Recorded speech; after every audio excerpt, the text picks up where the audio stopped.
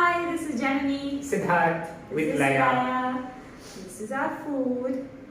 So, with growing up our children, we neither use punishment nor praise as tools of interacting with them.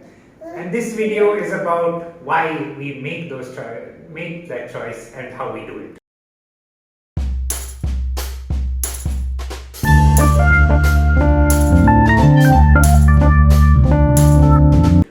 Also, this is what happened the last time we tried to shoot this video. I think you will find this funny. So, fast forward many years. While Laya throws a tripod at me in the middle of the video. She's become more mobile since our last video. She's scooching around the place. Okay. Where are you going? Fast forward many years to when Janani was a young child. Oi! Word for anything that brings him joy. Hello! We have more guests. The school has arrived. And so, we shall continue for as long as we can. This is Nanda, my niece. Our niece. Participating, and they say that this is interesting. But we don't thrust on him our opinion of it. Instead, we share consequences with him. Hi! So this really matched. ನಮ್ಮ video ಎತ್ತಿರಬೇಕು ಹೋಗಿಲ್ಲ Okay. ನನ್ನ brush ಎತ್ತಿದ್ದಕ್ಕ Chapter. So around to show growth or ask for growth. And this is in contrast to looking for positives or negatives, right? Unless, of course, there are cases where a student will put zero effort into a piece of writing, but there obviously should be consequences for that. But I think we can just leave it. I think we should pause here. Yes, we'll be back. Yeah, you may enjoy this. வெச்சிருக்கியா okay இங்க எல்லாருக்கும் bye bye சொல்லிடலாமா bye bye சொல்லிடு Bye bye. So 18 hours have elapsed. This one is still in the video, but all the others have headed out for their next day of fun. A couple of days back, maybe a few weeks ago, I was cleaning out this trunk of mine that's been in the garage of my parents' house for many years. My grandfather gave this trunk to me when I was finishing school, and I started packing all my stuff in it because I went to a different city for college. And as I'm cleaning it out, some lovely textbooks, but also sheafs and sheafs of certificates, okay? All kinds of stuff in school. And so there's this big sheaf from school and a smaller sheaf from college. And if I have to think about my PhD time, which is all comparable periods of durations of time, I have barely anything apart from the one PhD diploma that comes out of it. And I can totally imagine you being the hoarder of certificates as a kid. Well, I kind of inherit the documentation from my grandfather. Along with the trunk. Yeah. Along with the trunk. And as I was looking at this, and I realized that none of those things had any particular meaning. The most meaningful stuff was the photos of the people who went together and did a quiz or did some competition together. But school really trains you that this stuff is important. And I was thinking that if I had met Janani at that point of time, we would have been so different. However, when we did meet, when I was doing my PhD, by that time our thoughts on pedagogy had really aligned. Me all the way through the system doing a PhD, and her having been out of the system from the very start. We thought in exactly the same way. And I feel like that this conversation around praise and punishment is very central to that. So, Janani, how did you come across this praise and punishment? So I've always been a person who likes to,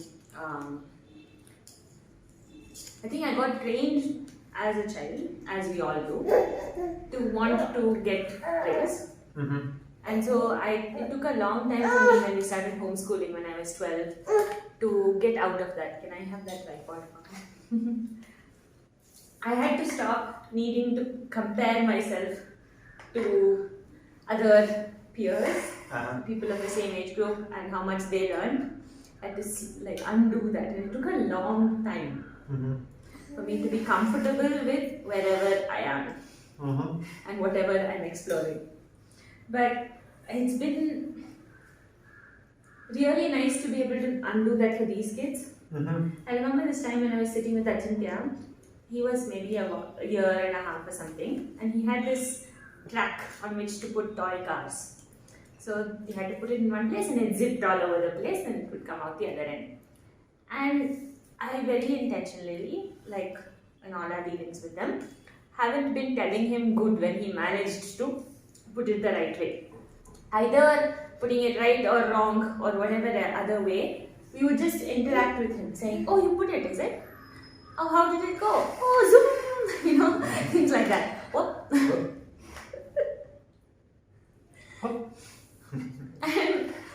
And so then he put a different sized car on the track, and he went and got stuck in one of the obstacles, and we giggled about it together because he didn't have an intention of needing to get the car from point A to point B, and that's the only way to interact with that toy.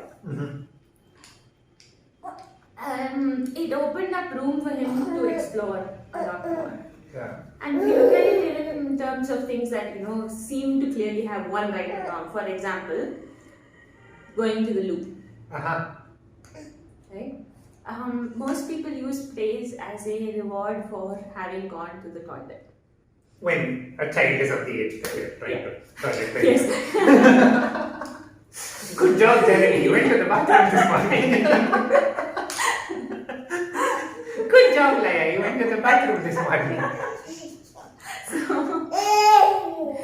if instead we communicate to him the effects of him being outside, oh, your pant is going to get wet, shoes are going to get wet, or this area is going to get wet, it's going to be difficult to clean, so you go to the loo. Gives him the room to want to go to the loo, not because I want him to, but because he wants to. Or not if he doesn't want to. Which is fine, because we clean up. There's no issue with that. Took me some time to get used to this though. Yeah, it's what happens then is when he interacts with the next baby who hasn't yet controlled their bladder.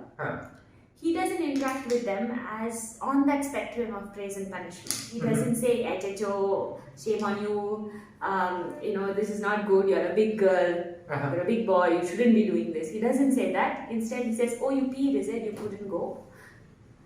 You want to clean up? You want to help clean up?" So there's a lot of compassion that's possible because there's no right and wrong. Yeah. That reminds me of people who I've had this discussion with a couple of people who have then said, "But I want to show the child that I approve of them." And how do we do that? Do you have thoughts on that? Yeah. So one thing is you can always share what you're feeling, right? Because that's what the child is doing, right? When a child is crying, they are sharing how they are feeling. They just don't know other ways of processing that emotion. So you can also share, say, "I'm feeling happy about this," or "I'm finding this very difficult, but that's okay. Right? I will deal with my emotions. But I'm going to express them. I'm not going to keep them bottled up because someone else doesn't want them." So feel free to share what you're feeling like about it, without putting any judgment on what's happening. And once you get past that, at the next stage, just interact with them about what they did, about their effort, right? Without needing to approve, right? Because for an adult to always have to approve or disapprove of what a child does teaches the child to always seek approval and avoid disapproval. Like, I remember, I've seen so many children, right? They're extremely clever. If they know that approval and disapproval are what is linked to your adult happiness, then they will do something that makes you sad, then immediately like pull out a very cute face. Yeah. Okay? And then make you happy.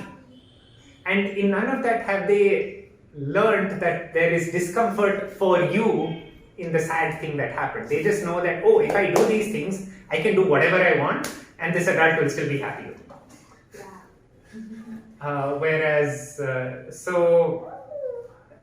it's a very different take on disciplining, right? Because and if you think about it, schools exist to discipline students in this very particular way, right? Through approval, through disapproval, through praise and punishment. And when you break a child out of that mold, they just explore so much more. So we've spoken about this as parents raising young children. We're also educators, and we use this pedagogy in our classrooms, in our non-class classrooms with adults and young adults. How do you use that there? How do you use response without praise and punishment?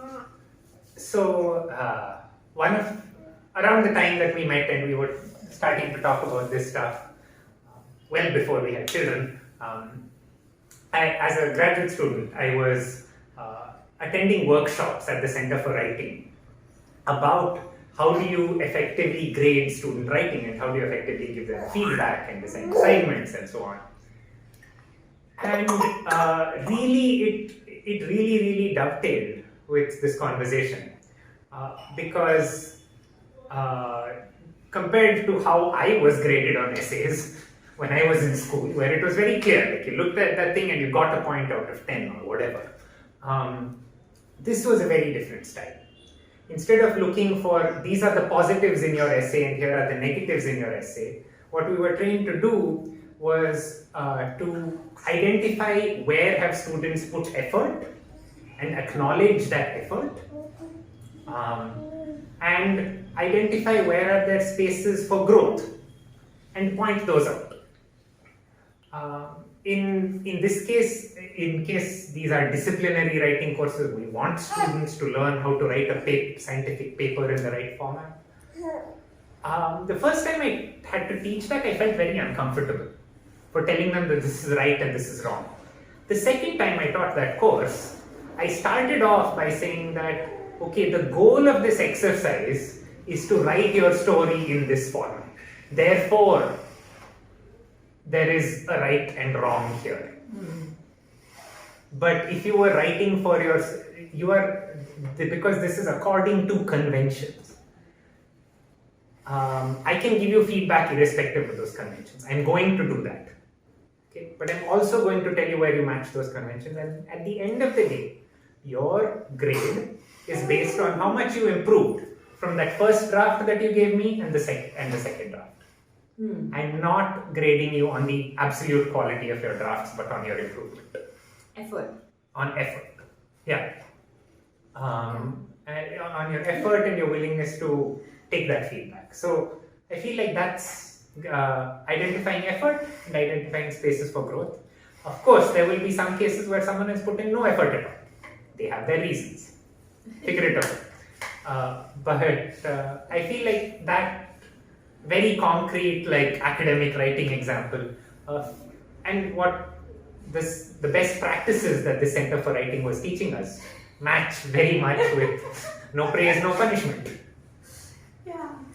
Actually, since I didn't study in the system, and I very rarely had a need to teach somebody a structured form of thinking through or writing or doing something. Yeah. My pedagogy tends to be you bring me something you're interested in. Uh-huh. I ask you questions because I'm going to engage in that curiosity with you. Yeah. And doing that little shift in my head from teacher to facilitator makes a big difference for me. So I'm not intending to teach them something. I'm intending to offer them a question that enables them to learn more about whatever they're exploring. Right. And I'm there to catch their stories. Yeah. I'm It's there also to what we did listen. for each other. Yeah. So moving from adult who knows to partner who's curious. Yeah. Which is also what we did for us. Yes. Okay. Yeah. It's really lovely how integrated this is. So I had so alongside this conventional academic like school, college, journey, I've been learning tabla the whole time, and that's been a completely different pedagogy. It wasn't initially when I was in Bangalore and learning. I was in a system that still was about writing exams, the Gandhar Mahavidyalaya exams. Every year we'd go and learn some theory, do some practical. I was playing, but I wasn't really interested. But then when I went to Pune, and I found my guru there, Anu, his style was entirely different. He said, if you want to do exams, go away. And he was really a facilitator. Yes, there are. It's a traditional music form, right? There are right and wrong ways of playing some things, but we were very clear that if you say that you are belonging to the Punjab Gharana and you're performing in that tradition, then this composition has to be played in exactly this way. If you're choosing to represent this tradition, but so much of music was about learn all these things so that you can transcend them. Right? And he did not teach with praise or punishment. And I feel like that thread running in my life really kept me sane and kept me in love with an art form. Yeah, I'm so glad. I didn't get that for my flute learning. So I'm glad you got that for your tabla. Yeah. What is the first step you feel moving away from praise for you? What was the first step that you took? I think for me the first step was waiting. When a child or someone brings something to you seeking approval or they do something, right, and you have a reaction, wait. Attentively wait. Don't. It's saying good or bad is an easy, quick response, and that pressure to quickly respond leads me to slip, right, and say that. So just wait. I think the kids are totally fine with it. I think as a teacher, you're sort of pressured to have an immediate response. Interesting. I thought it was the opposite. That with children, you're used to saying good immediately. Yeah. Sorry, go ahead. No. So you are used to saying good immediately. The child doesn't care. The child is totally fine. Right? And as a teacher, you're sort of culturally supposed to have the answer. So you're supposed to have a quick response. So I'd say the first step is wait. Think through it, process your emotion, and then reflectively respond. Yeah, and reflectively, that's the first step for me, Uh-huh. which is mirror. Uh-huh. So when a person brings you something, child or adult, engages with you in some way, or you see something that they're doing, and you want to say, I'm, interested in that, just reflect what you see, or hear, or feel, which is, hey, I see your coloring. Hey, I see you finished these 3 steps. and it'll provoke a response usually. Mhm. Either it's just yes, and they continue doing what they're doing, or they actually tell me, yeah, I found this yellow color really interesting. Uh-huh. And then the conversation goes from there. Yeah. And all of that is about sort of distancing, putting some distance between your expectations and and the situation. Right? Yeah. Like not letting your expectations cloud their situation. Like you said, wait and listen. Yeah. Wait and listen. I'm so glad we did this. I know. This has been brewing for a while, this video, and it Months. might be all over the place. I hope we managed to communicate what we wanted to do. And I'm thank you curious. for giving us the space Yes. to think this out with you. You had a question to close out with. I am curious if you've tried something like this and what has been your experience. Okay. Bye. See you. Bye. Bye.